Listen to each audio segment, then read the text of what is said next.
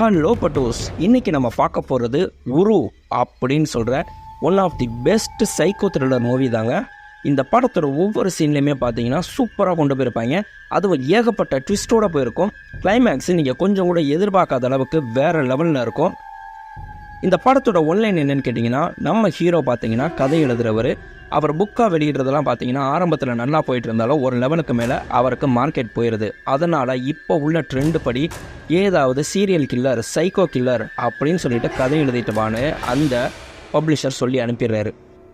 இவரும் கஷ்டப்பட்டு ஒரு சைக்கோ கில்லர் கதை எழுதுனா அந்த கதையில் எழுதின சைக்கோ நேர்லேயே வந்து இவரையும் அவர் ஒய்ஃபையும் கொல்லணும்னு சொல்லிட்டு வந்திருக்கானா எப்படி இருக்கும்? பொய்யால் மிரட்டி விட்டாங்க.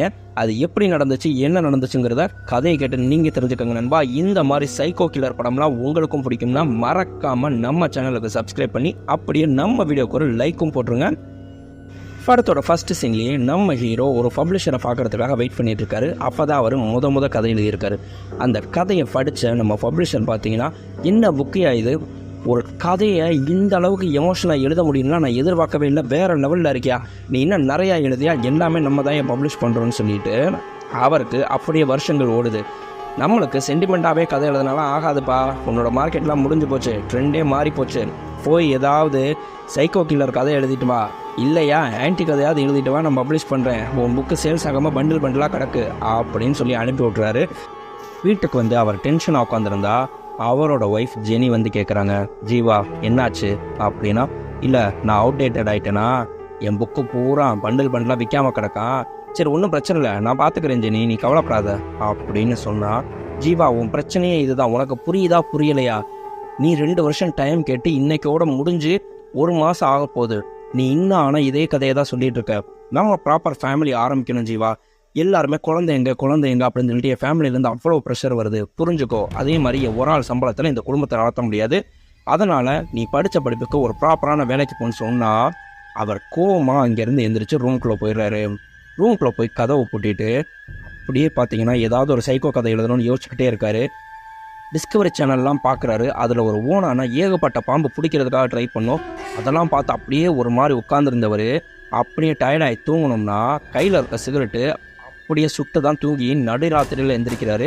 எந்திரிச்சு பார்த்தா சிகரெட்டை காணோம். இந்த மாதிரி கதை எழுதுறவங்களுக்கு சிகரெட் அடித்தாதான் யோசனை வருங்கிற மாதிரி பக்கத்தில் போய் கடையில் கேட்குறாரு. இல்லைனா கடை அடைச்சாச்சு அவ்வளோதான்னு சொன்னால், நீங்கள் பீச் பக்கம் போய் பாருங்கள், அங்கே உங்களுக்கு சிகரெட் கிடைக்குன்னு ஒருத்தர் சொன்னால், அங்கே பீச்சுக்கு போனால் எல்லாரும் கிளம்பிட்டாங்க, இருட்டி போயிருக்கு. அங்கே பக்கத்தில் ஒருத்தர் தம் அடிச்சிட்டு இருந்தா, சார் ப்ளீஸ் ஒரே ஒரு சிகரெட் கிடைக்குமா அப்படின்றாரு. அவர் பார்த்தீங்கன்னா கஞ்சாவை சுருட்டி ஒரு பேப்பரில் வச்சுருப்பார் போல், அதை சிகரெட் மாதிரி சுருட்டி கொடுத்தா, அச்சோ அண்ணே இதெல்லாம் பழக்கம் இல்லைன்னா பழகிக்கங்கப்பா, சிகரெட் அடிக்கும்போது முதல்ல இப்படித்தானே சொல்லியிருப்பீங்க அப்படின்னு சொல்லிட்டு கஞ்சாவை அடிக்க கொடுத்தா, ஒரு இழுக்கிறாரு. இழுத்த உடனே அவருக்கு ஏகப்பட்ட விஷயங்கள் ஐடியா வந்தா பதறி அடித்து அங்கேருந்து வேகமாக வராரு. யோசிச்ச கதை மறந்துடக்கூடாது அப்படின்னு சொல்லிட்டு அங்கே வந்து வேகமாக பேப்பரில் நோட் பண்ணி வச்சுட்டு, மறுநாள் காலையில் பார்த்தீங்கன்னா நம்மளுக்கு வீடு வாசல்லாம் வேகமாக தொடச்சி க்ளீன் பண்ணி லைட்டு போட்டு ஒய்ஃப் எந்திரிக்கிறதுக்கு முன்னாடி காஃபியெல்லாம் போட்டு கொடுத்தா, என்ன நேற்று அடித்த கூத்துக்கு இன்றைக்கி மன்னிப்பு கேட்குறதுக்கா அப்படின்னா, அதெல்லாம் இல்லை ஜெனி, நீ இது வரைக்கும் எனக்கு 2 வருஷம் டைம் கொடுத்த, இப்போ எனக்கு ஒரு 3 மாதம் டைம் கொடு, ஒரு அருமையான டாபிக் சிக்கியிருக்கு, அதை வச்சு நான் கதை எழுதுனேன்னா கண்டிப்பாக சக்ஸஸ் தான், நீ கவலையே பண்ணாத. ஓகே ஜீவா, இத்தனை வருஷத்தில் முதல் தடவை உன் ஃபேஸில் இவ்வளோ கான்ஃபிடென்ட்டை நான் பார்க்குறேன், அதனால் எனக்கு இந்த 3 மாதம் பெரிய விஷயம் இல்லை, ஆனால் நீ ஜெயிச்சிருவேன் நம்புகிறேன் அப்படின்னு சொல்லிட்டு அவங்க அனுப்பி வச்சா, இவர் நேராக பப்ளிஷரை பார்க்க வராரு.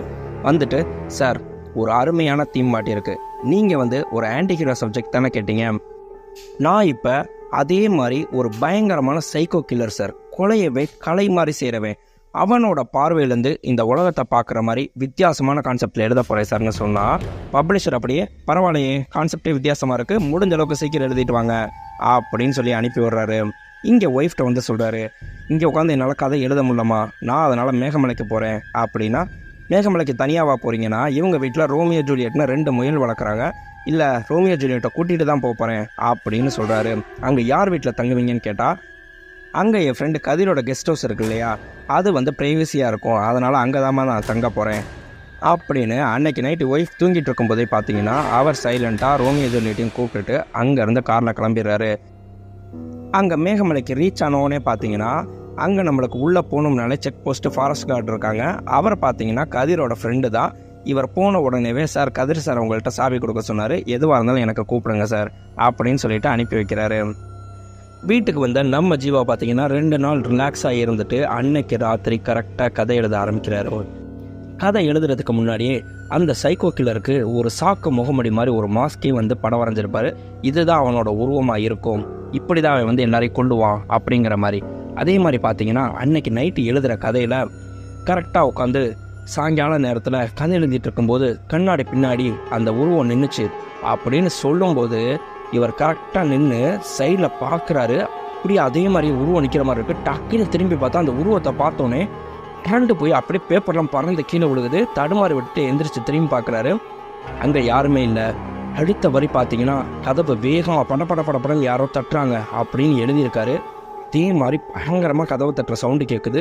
இவர் பதறி போய் வேகமாக போய் கதவை திறந்தா அங்கே நிற்கிறது ஒரு பொண்ணு. அவங்க வந்தோடனே, சார் ஜீவன் சார், கதிர் சார் சொன்னார் சார், என் பேர் ஜோதி, இங்கே கதிர் சாரோட ஃப்ரெண்டு யார் வந்தாலும் சரி அவங்களுக்கு நான் தான் சார் சாப்பாடு கொடுக்க வருவேன், உனக்கு சாப்பாடு எடுத்துகிட்டு வந்திருக்கேன் என்னோட. சரி வாங்க, ஆனால் நான் வந்து 2 நாள் ஆச்சு, ஏன் நீங்கள் வரலைன்னு சொல்லி கேட்டால், இல்லை சார் ஊரில் ஒரு விசேஷம், என்னால் வர முடியலை, அதனால தான் சார் இன்றைக்கி சாப்பாடு எடுத்துகிட்டு வந்திருக்கேன் அப்படின்னு சொல்லிட்டு சாப்பாடு கொடுக்குறாங்க. அவர் சாப்பிட்டுட்டு இங்கே வந்து இன்னும் பீஸ்ஃபுல்லான பிளேஸ் ஏதாவது இருக்கா, போய் அந்த கதை எழுதுகிற மாதிரி செய்கிற மாதிரி அப்படின்னு சொன்னால், சார் கழுகுமலைன்னு ஒரு இடம் இருக்குது, அந்த இடம் பார்த்தீங்கன்னா ஃபால்ஸு சூப்பராக இருக்குது சார் அப்படின்னு சொன்னால், நீங்கள் இந்த ஊர் தானே, அப்போ உங்களுக்கு இந்த ஊரில் எல்லாரையுமே தெரியுமா அப்படின்னு கேட்டால், சார் நான் வந்து கீழே மலைக்கு கீழே தான் சார் இருக்கோம், மலைக்கு மேலே இருக்கிறது 2 வீடு, ஒன்று கதிர் சாரோட வீடு, இன்னொன்று பக்கத்தில் ஒரு கவர்மெண்ட் குவார்ட்டர்ஸ் இருக்குது சார், இங்கே உங்களுக்கு சிக்னலே கிடைக்காது, ஆனால் அந்த கவர்மெண்ட் குவார்ட்டர்ஸ்ட்டை பார்த்தீங்கன்னா உங்களுக்கு ஃபோனில் சிக்னல்லாம் இருக்குது சார், பிரச்சனை கிடையாது அப்படின்றாங்க. மறுநாள் அந்த ஃபால்ஸ் இருக்க ஏரியாவுக்கு போகிறாரு. அந்த இடமே பார்த்தீங்கன்னா அவ்வளோ சூப்பராக இருக்குது. உட்காந்து கதை எழுதும்போது பார்த்தீங்கன்னா திடீர்னு அவருக்கு பயங்கரமாக ஏதோ சவுண்டு கேட்குற மாதிரி இருக்குது. என்னன்னு சொல்லிட்டு அங்கேருந்து அலறி அடிச்சுட்டு அவர் கார் நிப்பாட்டி இருந்த இடத்துல வந்து பார்த்தா அவரோட காரு பஞ்சர் ஆகிருக்கு. எப்படா பஞ்சர் ஆனிச்சு, யாரா இதை பண்ணுது அப்படின்னு சொல்லிட்டு சுற்றி தேடிக்கிட்டு இருக்கும்போது பார்த்தீங்கன்னா டக்குன்னு இவரோட தோளில் ஒரு கை இருக்கதை பார்த்தோன்னே மிரண்டு போய் திரும்புகிறாரு. அது வேற யாரும் கிடையாது, நம்மளோட ஃபாரஸ்ட் கார்டு அங்கே வந்திருக்காரு. அவர் கூட வந்த வாய் பேச முடியாத அவரோட அசிஸ்டண்ட்டு.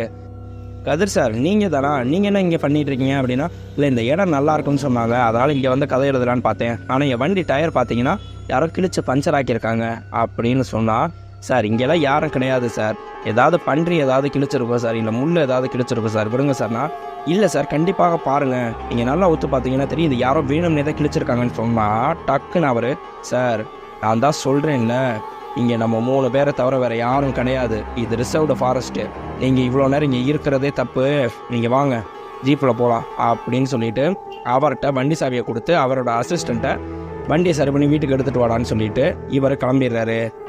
செக் போஸ்ட் வந்தோடனே நம்ம ஃபாரஸ்ட் கார்டு இறங்கிட்டு, இந்தாங்க சார் இந்த ஜீப்பை நீங்களே எடுத்துகிட்டு போங்கன்னா, இல்லை சார் ஒன்றும் பிரச்சனை இல்லை சார் இது கதிர் சாரோட ஜீப் தான், மெயின்டெனன்ஸ்க்காக நான் ஓட்டிக்கிட்டு இருக்கேன், ஒன்றும் பிரச்சனை இல்லை சார், நீங்கள் எடுத்துகிட்டு போங்க, உங்கள் வண்டியை வந்து வீட்டுக்கு கொண்டு வந்து அவன் விட்டுருவான் அப்படின்னு சொல்லிட்டு நம்ம ஜீவாவை இவர் அனுப்பி வைக்கிறாரு.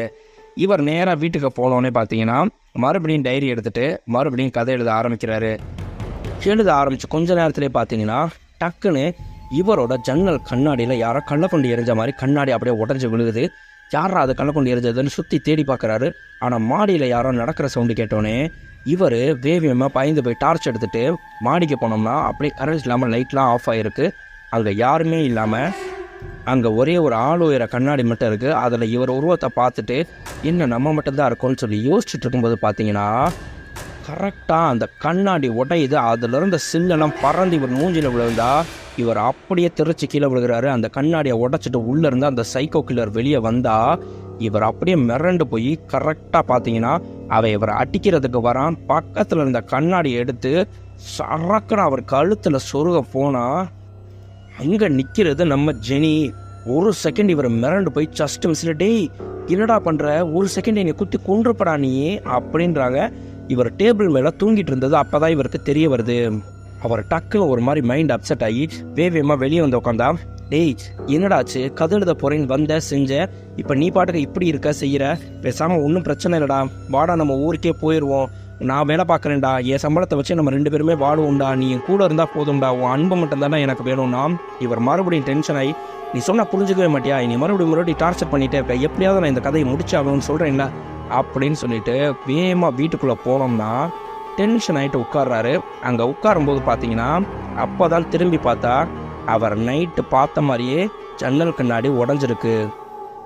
அப்படின்னோடனே இவர் டக்குன்னு மிரண்டு போயிடுறாரு. அப்போ நம்ம கண்டது கனவு இல்லைன்னு வேகமாக மாடிக்கு போய் பார்த்தா அதே மாதிரியே அந்த ஆளுயர கண்ணாடியும் உடஞ்சி தூள் தூளாக கிடக்கு.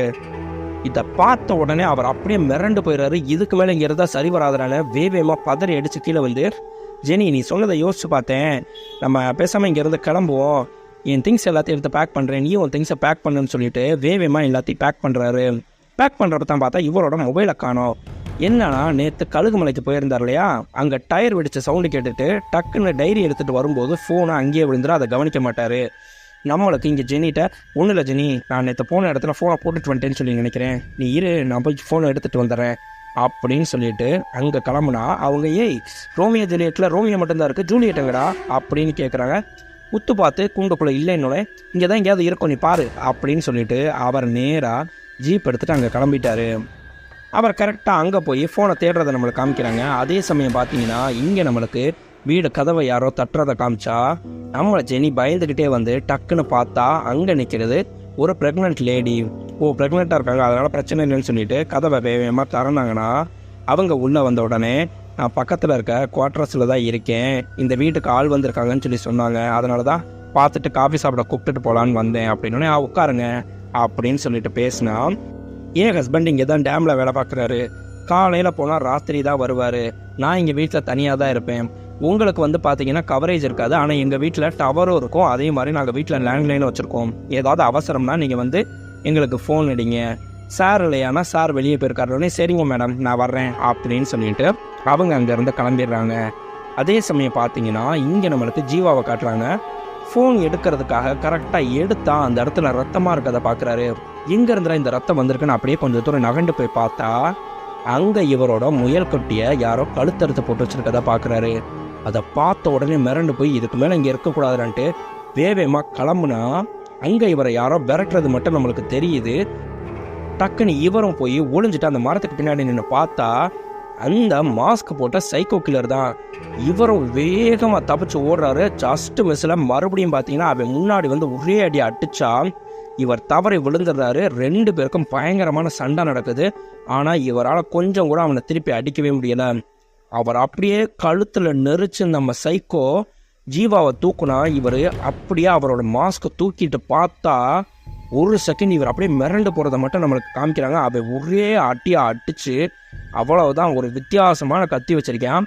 அந்த கத்தியை வச்சு ஒரே வெட்டா சரக்குன்னு அவரை வெட்டிடுறான். அடுத்து நம்மளுக்கு இங்கே ஜெனியோட வீட்டை காட்டுறாங்க. கரெக்டாக அவங்க வீட்டுக்கிட்ட கார் வந்து நிற்கிது. அந்த கார்லேருந்து பூட்ஸ் போட்ட ஒரு ஆள் நடந்து வர்றதை காமிச்சா இவங்க டக்கு டக்கு டக்குன்னு கதவை தட்டுற சவுண்டு கேட்டுட்டு மிரண்டு போய் வந்து கதவை திறந்து பார்த்தா அது வேறு யாரும் கிடையாது, நம்மளுக்கு ஃபாரஸ்ட் கார்டோட அசிஸ்டண்ட்டு. அவன் வாய் பேச முடியாதுங்கிறதுனால ஃபாரஸ்ட் கார்டு எழுதி கொடுத்துட்ருப்பாரு, சார் உங்கள் வண்டியை சரி பண்ணியாச்சு, வண்டி சாவியை நீங்கள் வாங்கி வச்சுக்கோங்க அப்படின்னு மட்டும். சரி ஓகே நான் வாங்கி வச்சுக்கிறேன், நீங்கள் ஃபாரஸ்ட் கார்டை தானே பார்க்க போகிறீங்க, நானும் வர்றேன் அப்படின்னு ஜெனியும் பார்த்தீங்கன்னா அவரோட கிளம்புறாங்க. அது மேகமலைங்கிறதுனால ஈவினிங் போலயே பார்த்தீங்கன்னா நல்லா இருட்டிடுது. அப்படியே இருட்டுக்குள்ளே கார் ஓட்டிகிட்டே போகும்போது பார்த்தீங்கன்னா ஒருத்தனோட வண்டி ரிப்பேர் ஆகி நிற்கிது. பிளிங்க் ஆகிட்டே இருந்தோடனே டக்குன்னு அவன் லிஃப்ட் கேட்குறான். பக்கத்தில் அந்த ஊமையை வேணாம் நிப்பாட்டாதீங்க அப்படின்னு சொல்லிட்டு மட்டும் இவங்கள்ட்ட சொன்னால் இரு என்னன்னு சொல்லி கேட்போம் பாவம்ல அப்படின்னு சொல்லிட்டு அவங்க நிப்பாட்டினா, மேடம் ரொம்ப நேரமாக நிற்கிறேன் மேடம், எந்த வண்டியுமே வரல, என் வண்டி பிரேக் டவுன் ஆயிடுச்சு, கொஞ்சம் லிஃப்ட் கொடுங்க மேடம்னு சொல்லிட்டு பாவம் போல் கேட்குறாரு. சரி ஓகே பாவம் தானே அப்படின்னு சொல்லிட்டு அவனை அப்படியே பின்னாடி காரில் ஏற்றிக்கிட்டான். இவர் அப்படியே கண்ணாடியில் பார்த்துட்டே வராரு நம்ம அசிஸ்டண்ட்டு. அங்கே போய் ஃபாரஸ்ட் கார்டு வண்டியை நிப்பாட்டினோன்னே என்னடா மறுபடியும் வண்டி எடுத்துகிட்டு வந்திருக்கேனா, இல்லை மேடம் ஒருத்தவங்க பார்க்க வந்திருக்காங்க சைகையிலே சொன்னால் இவர் டக்குன்னு வந்துட்டு யார் மேடம் நீங்கள் என்ன விஷயம்னு கேட்டால், சார் நான் ஜீவாவோட ஒய்ஃபு, அவர் நேற்று போன இடத்துல ஃபோனை மிஸ் பண்ணிட்டு வந்துட்டேன்னு எடுக்கிறதுக்காக போனார், 3 மணி நேரத்துக்கு மேலே ஆச்சு, இன்னமும் ஆளுக்கணும் சார், எனக்கு என்னமோ பயமாக இருக்குண்ணா. மேடம் நீங்கள் எதுக்கும் பயப்படாதீங்க, அது கழுகு மேலே தான், நான் போய் பார்க்குறதுக்கு சொல்லிடுறேன், நீங்கள் நேராக வீட்டுக்கு போங்க, வேறு எங்கேயும் வண்டியை நிப்பாட்டாதீங்க அப்படின்ட்டு பின்னாடி உட்காந்துருக்கதை பார்த்துட்டு அது யார் மேடம்னு கேட்டால் வழியில் லிஃப்ட் கேட்டார் அப்படின்னோடனே, ஏய் இறங்க நீ மேடம், இவனையும் நான் பார்த்துக்கிறேன், நீங்கள் ஒன்றும் பிரச்சனை இல்லை, யார் கேட்டாலும் வண்டியை நிப்பாட்டாதீங்க, லிஃப்ட் கொடுக்காதீங்க, நேராக வீட்டுக்கு போயிடுறேன் அப்படின்னு அனுப்பி வைக்கிறாரு. காரில் வந்துட்டு இருக்கும்போதே பார்த்தீங்கன்னா நம்மளுக்கு ஜெனியோட பிரதர் ஃபோன் அடிக்கிறாரு. எங்கே இருக்கா, உனக்கு அப்போதுலேருந்து அடிச்சிட்ருக்கேன், நான் ரீச்சபிளாக இருக்கேன்னா, அது வேறு ஒன்றும் இல்லை, மேகமலைக்கு வந்திருக்கேன், ஜீவா புக் எழுதுறேன்னு வந்தான், அதனால் நானும் இங்கே வந்தேன். எனக்கு கொஞ்சம் பயமாக இருக்குடா. ஏன் என்னாச்சுன்னு கேட்டால், இல்லை அவன் இப்படி ஃபோனை காணான்னு தேடி போய் 3 மணி நேரம் ஆச்சு, நீ வேணா எனக்காக போச்சுக்காம இங்கே கொஞ்சம் கிளம்பி வரியா அப்படின்னு சொல்லிட்டு சொன்னோன்னே, சரி ஹலோ ஹலோ அப்படின்னு சொல்லிட்டு பேசிட்டு இருக்கும்போதே பார்த்தீங்கன்னா கவரேஜ் கட் ஆயிடுச்சு. இவங்களும் நேராக வீட்டுக்கு வந்துட்டாங்க. வீட்டுக்கு வந்து கொஞ்ச நேரத்தில் பார்த்தீங்கன்னா மறுபடியும் டக்கு டக்கு டக்குன்னு கதவு தட்டுற சவுண்டு கேட்குது. என்னன்னு சொல்லிட்டு வேகமாக ஓடி போய் பார்த்தா அங்கே நம்மளுக்கு அந்த கர்ப்பிணி பொண்ணு ரத்த வெள்ளத்தில் வந்து கதவை தட்டுறாங்க.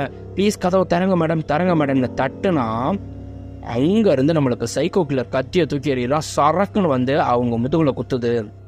இவங்க அப்படியே பதறி போய் பார்த்தா அவன் கிட்டக்கா வந்தவன் கத்தியை எடுத்து சரக்குன்னு அவங்கள குத்தி இவங்க கண்ணு முன்னாடியே கொன்னுட்டான். இவங்க அப்படியே பதறி போய் நின்னா அவன் கதவை தட்டி கையில் ஒரு ஃபோனை காமிச்சு இதை வாய்ஸை கேட்டுப்பாரு அப்படின்னு சொல்லிட்டு ஃபோனை கதவோட கேப்போடைய உள்ள தூக்கி போடுறான்.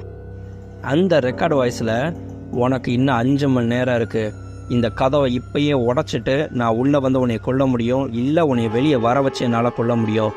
ஆனால் உனக்கு நான் 5 மணி நேரம் டைம் கொடுக்குறேன். இந்த 5 மணி நேரத்தில் நீ துடிக்கிறத நான் ரசிக்கணும். முடிஞ்சால் நீ இங்கேருந்து தப்பிச்சுக்கோ, இல்லையா நீயே தற்கொலை பண்ணி சாக, இல்லையா நான் உன்னைய கரெக்டாக 12 மணிக்கு உள்ளே வந்து கொன்றுவேன். உன் ஜீவாவை கொண்ட மாதிரியே ஓன் டைம் ஸ்டார்ட்ஸ் நவ் அப்படின்னு சொல்லிட்டாரு. இதுக்கப்புறம் ஒவ்வொரு நிமிஷமும் அவங்களும் உசுரை கையில் பிடிச்சிட்டு இருக்கணும், நம்மளும் சேர்ந்து கையில் பிடிச்சிட்டு இருக்க மாதிரி திக் நிமிடங்கள். டைம் ஸ்டார்ட்ஸ் நவ் நண்பா.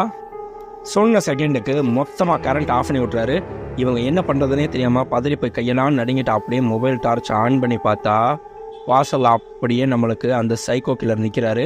ஐ ஆம் வாட்சிங் அப்படிங்கிற மாதிரியே. இவங்க டக்குன்னு ஒரு செகண்ட் யோசிக்கிறாங்க. இது ஃபாரஸ்ட்டில் இருக்க வீடுங்கிறதுனால எல்லா பக்கமும் ஜன்னல் வச்சு எல்லா ஜன்னலும் திறந்து வேறு இருக்கும். பதறி போய் வேகமாக போய் டக்குன்னு பூட்ட போனால் கரெக்டாக அந்த சைக்கோ கில்லர் வர்றதுக்கு முன்னாடி எல்லா ஜன்னலையும் சுற்றி இருக்க எல்லா கதவையும் வேகமாக பூட்டிடுறாங்க. பூட்டிட்டு உட்காந்துருக்கும் போது பார்த்தீங்கன்னா கரெக்டாக ஒரு ஜன்னல்கிட்ட மறுபடியும் அந்த கர்ப்பிணி பொண்ணு வந்து கதவை தட்டுறதை பார்த்தோன்னே இவங்க வேகமாக ஜன்னலை திறந்து காப்பாற்றிடலான்னு பார்த்தா ஜன்னலை திறந்த செகண்டுக்கு அவங்க டெட் பாடியை கீழே தூக்கி போட்டது பின்னாடி நிற்கிறது நம்ம சைக்கோ கில்லரு. டக்குன்னு நம்மளுக்கு வேணியோட கையை பிடிச்சா அவங்க கையை உருகிட்டு அப்படியே டிஷர்ட்டை மட்டும் கையோட உருகி விட்டுட்டு டக்குன்னு ஜன்னலை க்ளோஸ் பண்ணிடுறாங்க. நம்மளுக்கு அந்த சைக்கோ கில்லர் பார்த்தீங்கன்னா அந்த கர்ப்பிணி பெண்ணோட டெட் பாடியை தூக்கிட்டு அங்கிட்டு போகிறத பார்த்தோன்னே இவங்க ஒரு பக்கம் கதவை திறந்துட்டு நம்மளுக்கு நேராக கார்கிட்ட ஓடுறதை மட்டும் நம்மளுக்கு காமிக்கிறாங்க. கொஞ்ச நேரத்தில் காரில் கீன்னு சவுண்டு வந்தால் அந்த டெட் பாடி அப்படியே தூக்கி போட்டுட்டு நேராக இங்கே காருக்கு வந்தால் காரில் சவுண்டு மட்டும் வருது, கார் எங்கேயுமே நகரல. கார் கண்ணாடியை உடச்சி இவர் கையை உள்ளே விட்டு அந்த சார்ஜ் வயரையை மொத்தமாக உருகிறதுக்கு பார்த்தா அதுக்குள்ளே இவங்க கதவை திறந்துட்டு ஆப்போசிட் சைடில் ஓடிக்கிட்டு இருக்காங்க.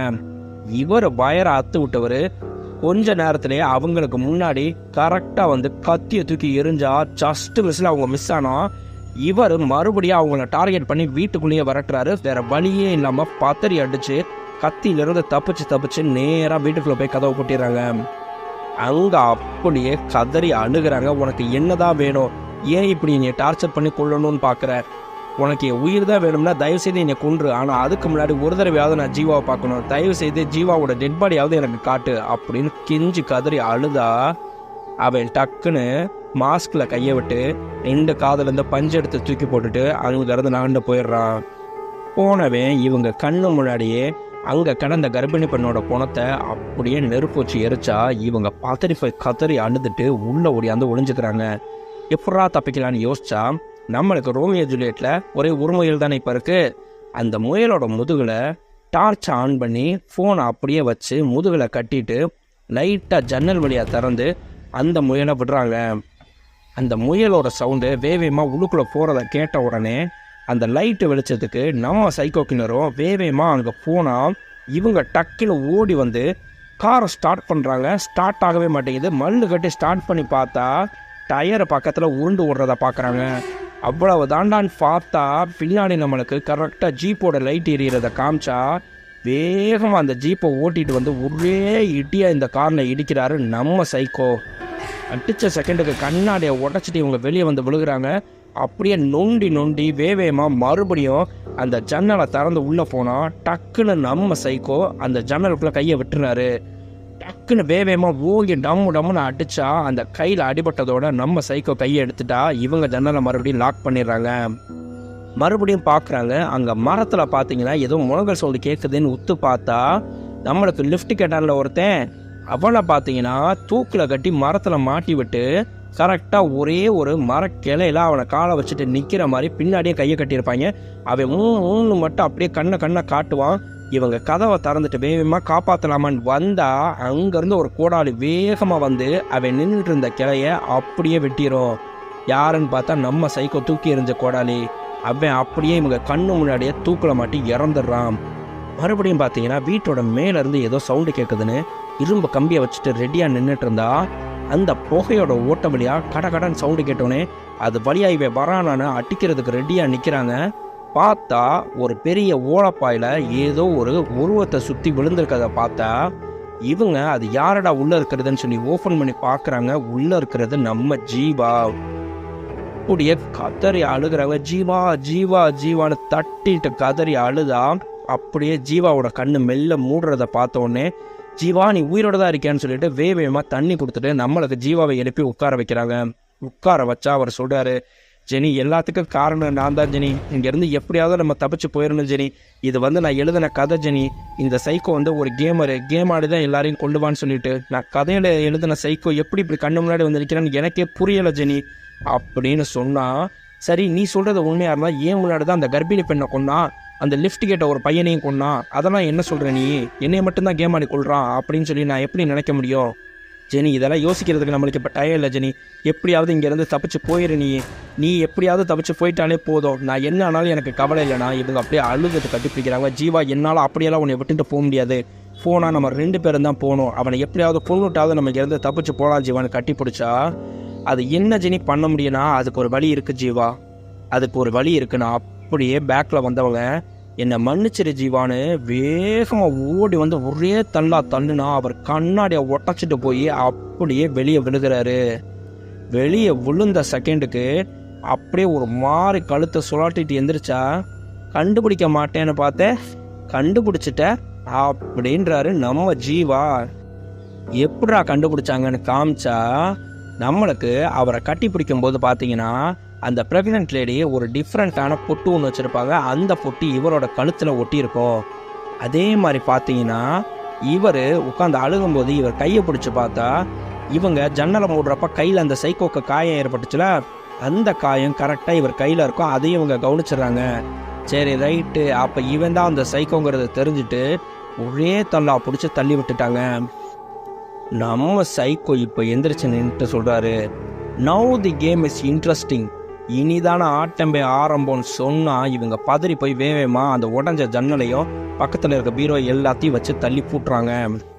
இவ எழுதின கதைப்படி தானே எல்லாமேன்னு சொன்னால் வேகமாக போய் அவரோட டைரி பேப்பர் எழுதி வச்சுருந்ததெல்லாம் எடுத்து வேகமாக பிரட்டி பார்த்தா அதில் கதையே இல்லை, வெறும் உருன்னு சொல்லிட்டு படத்தோட டைட்டில் மட்டுமே 108 தடவை எழுதுகிற மாதிரி எல்லா பக்கத்திலும் எழுதி வச்சுருக்காரு. அப்படியே நம்மளுக்கு சொல்கிறாங்க, ஒருத்தன் அவனாக மட்டும்தான் யாராக இருந்தாலும் வாழ முடியும், ஆனால் ஒரு எழுத்தாளனால் மட்டும்தான் பார்த்தீங்கன்னா எல்லாமாவும் வாழ முடியும். இவன் எப்போ ஒரு சைக்கோவை உருவாக்கணும்னோ அந்த சைக்கோவாகவே நான் வாழ்ந்துக்கிட்டு இருந்தேன் அப்படின்னு சொல்லி காமிக்கிறாங்க.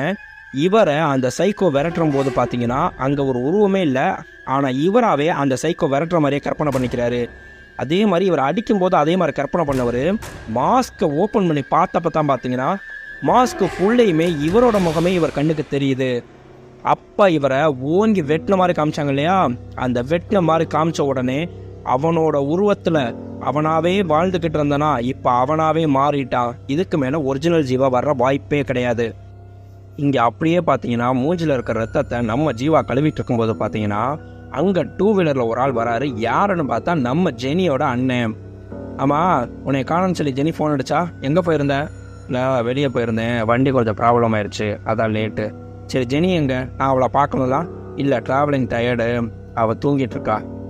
சரி நான் தூங்குறதையாவது பார்த்துட்டு போயிடறேன்டா, ஒன்றும் பிரச்சனை கிடையாது அப்படின்னு சொல்லிட்டு அந்த சொல்கிறேன் இல்லைனா உன் வேலையை பாரு அப்படின்னு நம்மளோட அண்ணே முன்னாடி நடந்து போயிட்டே இருந்தா இவர் கத்தி எடுத்துட்டு சரக்குன்னு குத்த போகிறாரு. அங்கேருந்து நம்ம ஜெனி பார்த்துட்டு இருக்கும்போது பார்த்தீங்கன்னா டக்குன்னு நம்ம அண்ணன் தடுத்துடுறாரு. மாசியா நீ அப்படின்னு சொன்னால், அண்ணே அவன் என்னை கொல்ல பார்க்குறானே, என்னை காப்பாற்றினேன்னு சொல்லி ஜெனி ஜன்னல் வழியாக கத்த. அடிச்சா அண்ணன் பறக்க வர்றாரு. 2 பேருக்கிட்ட பயங்கரமான சண்டை நடந்தா நம்ம அண்ணன் அவரை போட்டு அடிச்சு கீழே தள்ளிட்டு மறுபடியும் ஜெனிக்கிட்ட வந்தா சரக்குன்னு சொருகிட்டார் கழுத்துல. சரக்குன்னு சொருகி அவளை கீழே தள்ளுனா விழுந்தவர் மறுபடியும் எந்திரிச்சு நம்ம ஜீவாவை அப்படியே கழுத்தை நெரிச்சிட்டு 2 பேரும் அப்படியே விழுகிறாங்க. 2 பேருமே செத்து போயிட்டாங்க. அப்படின்னு பார்த்தா டக்குன்னு இருமல் வந்து நம்ம ஜீவா உயிர் பிழைச்சிடுறாரு. ஏன்னா கழுத்து மட்டும் நெரிச்சதுனால அவர் சாகலை. அடுத்து தப்பிக்கிறதுக்கு என்னதான்டா வழின்னு சொல்லி யோசிச்சுக்கிட்டு இருந்தவங்க வெளியே எட்டி பார்க்குறாங்க. இவரை காணணுன்னே சைஸாக டக்குன்னு இங்கே ஃபோனில் டவர் கிடைக்காதுலாம் அங்கே நம்மளுக்கு பில்டிங்கில் டவர் கிடைக்குன்னு சொன்னாங்க இல்லையா, அதனால் அங்கேருந்து தப்பிச்சு நேராக அந்த பில்டிங்காக ஓடுறாங்க. காட்டுக்கு நடுவுலையே பார்த்தீங்கன்னா ஓடுற பாதையில் இவர் கம்பியும் கட்டி வச்சுருக்காரு. ஜஸ்ட் மிஸ்ஸில் அதை பார்த்தவங்க கீழே தடுமாறி விட்டு விழுந்து கை கால்லாம் அடிபட்டு நேராக அந்த வீட்டுக்கு போய் பார்த்தா உள்ளுக்குள்ளே ஒருத்தர் டிவி பார்த்துட்டு இருக்க மாதிரி இருக்குது. வேகமாக கதவை தட்டுறாங்க. கதவை தரங்கன்னு சொல்லிட்டு மொபைலில் நெட்வொர்க் இருக்குன்னு பார்த்தா ஃபோனு சுவிட்ச் ஆஃபு. அவ்வளோ வேகமாக கதவை தட்டி பார்த்தா அங்கே இருக்கவர் டக்குன்னு திரும்பி பார்க்குற மாதிரி காமிச்சா அவரோட தலையை துண்டாக வெட்டி நம்ம ஜீவா கையில் வச்சு காமிக்கிறாரு. அங்கேருந்து அலறி அடித்து தப்பிச்சு ஓடுனா அப்படியே மேட்லேருந்து சறுக்கி உருண்ட ரோட்டில் வந்து அப்படியே மயங்கி கிடந்தா அங்கே கரெக்டாக நைட்டு வெளிச்சத்தோட ஜீப் மறுபடியும் வருது. அந்த ஜீப்பு வந்தோடனே அதுலேருந்து இறங்குறதுக்கு நம்மளுக்கு ஷூவை மட்டும் காட்டினா கிட்டக்க வந்தா மேடம் என்னாச்சுன்னு சொல்லி பார்க்கறது நம்ம ஃபாரஸ்ட் கார்டு. மேடம் என்னாச்சு மேடம் அப்படின்னு சொன்னால் அங்கன்னு சொல்லிட்டு அப்படியே நம்ம ஹீரோயின் மயங்கிடுறாங்க. அவங்கள எடுத்து வண்டியில் வச்சுட்டு அங்கேருந்து அவர் கிளம்பிடுறாரு. ஆஹா ஒரு வழியாக தப்பிச்சிட்டாங்கடான்னு பார்த்தா இங்கே நேராக இவங்களோட வீட்டுக்கு வந்து வண்டியை நிப்பாட்டுறாரு. இவங்க அப்படியே சார் வேணாம் சார் தயவுசெய்து இங்கேருந்து வண்டி எடுங்க சார் நம்ம போவோம் சார் கெஞ்சுனா மேடம் நான் பார்த்துக்கிறேன் நீங்கள் பேசாமல் இருங்க நீங்கள் ஏன் கவலைப்படுறீங்க அப்படின்னு இவர் இறங்கி போகிறாரு. இவர் இறங்கி உள்ளே போனால் இங்கே அதுக்குள்ளே பார்த்தீங்கன்னா நம்மளுக்கு ஜீவா வந்துட்டாரு. வந்தால் அவர்கிட்டருந்து தப்பிக்கிறதுக்காக இவங்க வேகமாக தப்பிச்சு ஓடும்போது நம்மளுக்கு அங்கே இருந்த கட்டை எடுத்து ஜீவாவை ஓங்கி அடிச்சுட்டு அவர் வச்சிருந்த பெரிய கத்தியை இவங்க கையில் எடுத்துட்டாங்க. ஓங்கி வெட்டலான போனால் நம்ம ஜீவா மேலே இவங்க வச்சிருந்த காதலும் பழைய ஞாபகம் வருது. அப்படியே கண்ணு கலங்கி அழுதுட்டு இல்லை நீ ஆனால் அந்த ஜீவா கிடையாது அப்படின்னு வெட்ட போனால் ஒரே அட்டியாக அவங்க தலையில் ஒருத்தர் கட்டையை வச்சு அடிக்கிறாரு. அப்படியே இவங்க விழுந்தா அங்கே நிற்கிறது நம்ம ஃபாரஸ்ட் கார்டு. என்ன ஜீவா சார் எதையும் பார்த்து பண்ண மாட்டீங்களா? இதை நான் பார்க்காம வேற யாராவது பார்த்துருந்தா 2 பேரும் மாட்டியிருப்போம். எந்த விஷயம் பண்ணாலும் சத்தம் இல்லாமல் பண்ணுங்க சார் புரியுதா அப்படின்னு சொல்லிட்டு அங்கேருந்து கிளம்பி போனால் இவங்க விழுந்து கிடக்குறாங்க.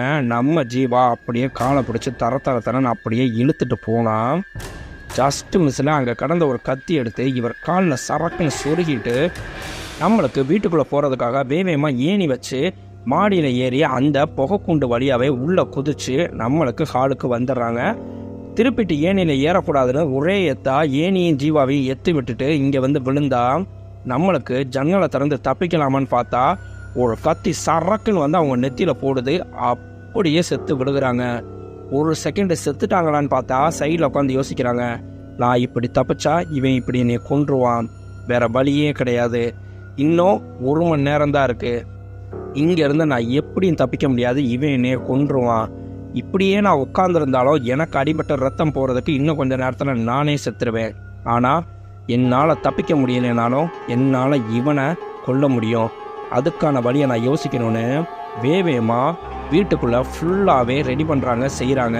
கரெக்டாக 12 மணி ஆகிற வரைக்கும் நம்ம ஜீவா வெயிட் பண்ணிகிட்டு இருந்தா கரெக்டாக அவர் சொன்ன 12 மணி முடிஞ்சு உள்ளே இறங்கி அவனை கொல்லணும்னு சொல்லிட்டு ஒரு ஜன்னல் ஓப்பனில் இருக்குது. அந்த ஜன்னல் வழியாக இறங்குறாரு.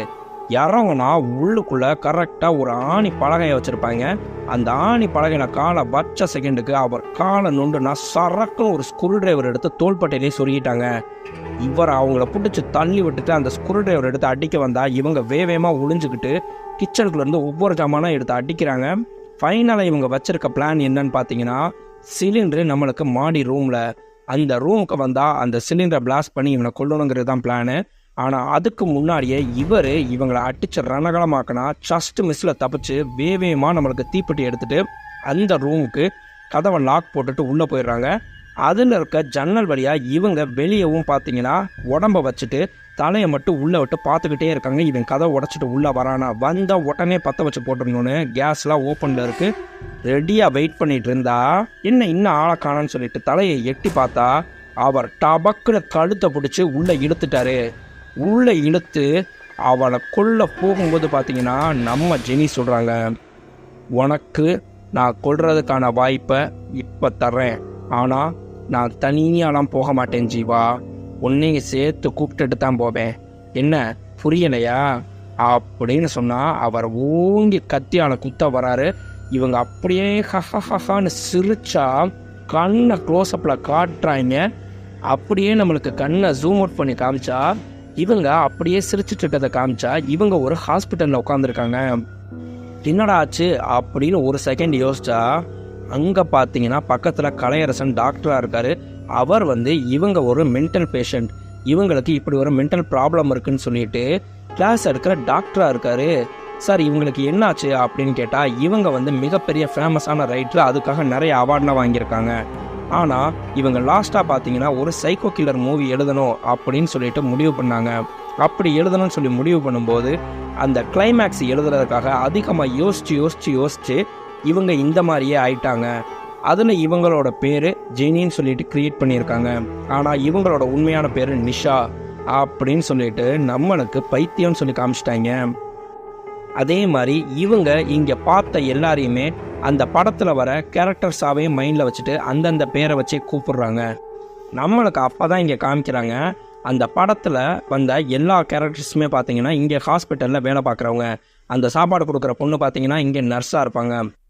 அந்த கர்ப்பிணி பெண்ணுமே பார்த்தீங்கன்னா இன்னொரு பேஷண்ட்டாக இருப்பாங்க, அவங்க ஆனால் டிஸ்சார்ஜ் ஆகி போயிட்டாங்க அப்படிங்கிற மாதிரி காமிக்கிறாங்க. இப்படி எல்லாரையுமே காமிச்சா நம்மளுக்கு லிஃப்ட் கேட்டார் இல்லையா, அவருமே இங்கே ஒரு பேஷண்ட்டாக தான் இருக்கார். இவங்க பேசிகிட்டு இருக்கும்போதே பார்த்தீங்கன்னா நிஷா டக்குன்னு டென்ஷன் ஆகி ஊன்னு கத்தனோன்னே அவங்களுக்கு மயக்க ஊசி கொடுங்க, அவங்கள கூட்டிகிட்டு போங்கன்னு சொல்லிட்டு அங்கேருந்து நம்ம ஜீவா கிளம்பி போகிறாரு. போய்கிட்டு இருக்கும்போது பார்த்தீங்க அப்படின்னு சொல்லி சொன்னோம்னா கரெக்டாக அவருக்கு ஒரு ஃபோன் வருது. நான் ரூம் நம்பர் 102 தான் இருக்கேன், நீ உடனே வா அப்படின்னு சொல்லிட்டு அங்கே போய் பார்த்தா நம்மளுக்கு அங்கே இருக்கிறது போலீஸ் இன்ஸ்பெக்டராக இருக்கிறது நம்மளோட ஃபாரஸ்ட் கார்டு தான். இங்கே பாரு, இந்த பணத்தை நீ வச்சுக்கணும், கட்டாக பணத்தை தூக்கி கொடுக்குறாரு. அங்கே பேஷண்ட்டாக படுத்துருக்கிறது யாருன்னு பார்த்தீங்கன்னா நம்மளுக்கு லிஃப்ட் கேட்டவர். இவனை இன்னும் கொஞ்சம் நாளைக்கு இப்படியே பைத்தியமாகவே வச்சுருக்க சொல்லி உத்தரவு வந்திருக்கு. சொல்லும்போது இவனை முடிச்சு விட்ற சொல்லிட்டாங்க. கரெக்டாக முடிச்சு விட்ரு அப்படின்னு சொல்லிட்டு பணத்தை கொடுத்தா, நான் தான் சொல்லியிருக்கேன்ல எதுவாக இருந்தாலும் வெளியே வச்சு டீல் பண்ணிக்கலாம், இங்கே வராதுன்னு சொல்லிட்டு. சரி கோவப்படாத, பணத்தை வாங்கிட்டல கிளம்பு அப்படின்னு சொல்லிட்டு நம்ம ஜீவனை போக சொல்லிடுறாரு இன்ஸ்பெக்டரு. அதே மாதிரி இங்கே கிளாஸ் எடுக்கும்போது கேட்குறாங்க, சார் நீங்கள் அந்த கதையில் இருக்க எல்லா கேரக்டரும் இங்கே இருக்க பேஷண்ட்டு, நம்மளுக்கு இருக்க சர்வெண்ட்டு அப்படின்னு சொல்லிட்டு முடிவு பண்ணியிருக்காங்கன்னு சொன்னீங்க.